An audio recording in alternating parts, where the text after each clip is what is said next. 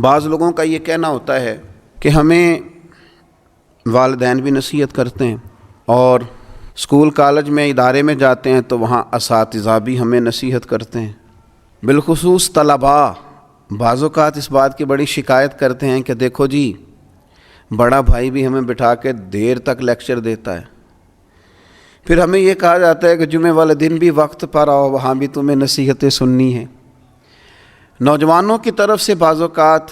یہ بات سننے کو ملتی ہے کہ آخر ہم کتنی کو نصیحت سنیں، ہر آدمی ہمیں سمجھا رہا ہے، ہر آدمی ہمیں لیکچر دے رہا ہے، ہر آدمی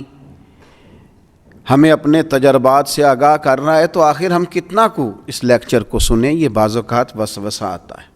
تو پہلی بات تو میں یہ عرض کروں گا اپنے ان نوجوان دوستوں سے اور اسٹوڈنٹ سے اور جن کو نصیحت کی جا رہی ہے کہ میں بڑے انشراح صدر سے آپ کو عرض کرتا ہوں کہ آپ خوش نصیب ہیں کہ آپ کو بہت سارے سمجھانے والے ملے ہوئے ہیں۔ کم نصیب ہوتا ہے وہ شخص جسے کوئی سمجھانے والا نہیں ہوتا۔ اور پھر کبھی آپ نے دیکھا ہے زمین کو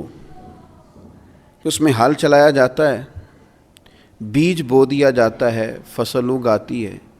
اس فصل کو کاٹ کے پھر سے بیج بویا جاتا ہے اور پھر سے فصل اگتی ہے اور پھر سے اس زمین کے سینے پر ہل چلتا ہے۔ وہ کتنی ہی فصلیں دیتی ہے، وہ کتنے ہی درخت اگاتی ہے، وہ کتنا ہی انسانوں کا جانوروں کا فائدہ کرتی ہے، کتنے ہی لوگوں کو غذا اور خوراک مہیا کرتی ہے، لیکن کبھی یہ نہیں کہتی کہ آخر میں کتنا کو ہل چلاؤں گی، میرے اندر کتنا کو بیج بویا جائے گا۔ لیکن وہ زمین ہے، اس کے سینے کو اللہ نے اتنی وسعت دی ہے کہ ہر آنے والا بیج اپنے سینے میں قبول کرتی ہے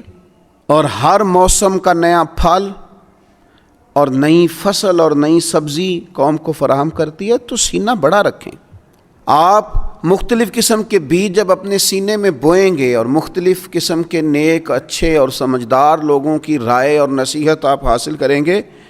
تو آپ اپنے باطن میں مختلف قسم کے پھول کھلتے ہوئے محسوس کریں گے،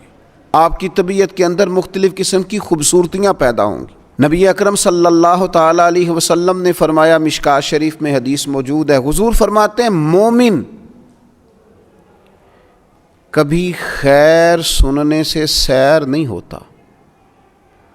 مومن کا کبھی پیٹ نہیں بھرتا خیر سننے سے، وہ خیر سنتا رہتا ہے، سنتا رہتا ہے، سنتا رہتا ہے، حتیٰ کہ اس کا ٹھکانہ جنت ہو جاتا ہے۔ وہ خیر سنتے سنتے ہی جنت کا مسافر ہو جاتا ہے، جنت میں پہنچ جاتا ہے۔ تو خیر سنیں، خیر سنیں، نصیحت سنیں۔ اللہ تعالیٰ نے زبان ایک دی ہے اور کان دو دیے ہیں، معنی یہ ہے کہ سنگل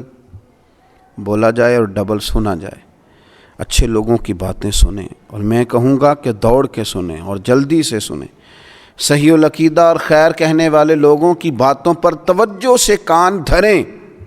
اور جلدی سے اپنے حصے کی خیر اکٹھی کریں۔ یہ آپ سن کے تو دیکھیں، یہ جو آپ خوبصورت چیزیں سنیں گے یہ سوچوں کو خوبصورت کر دیں گی، یہ طبیعت کو خوبصورت کر دیں گی، یہ مزاج کو ٹھنڈا کر دیں گی، یہ لطافت پیدا کر دیں گی۔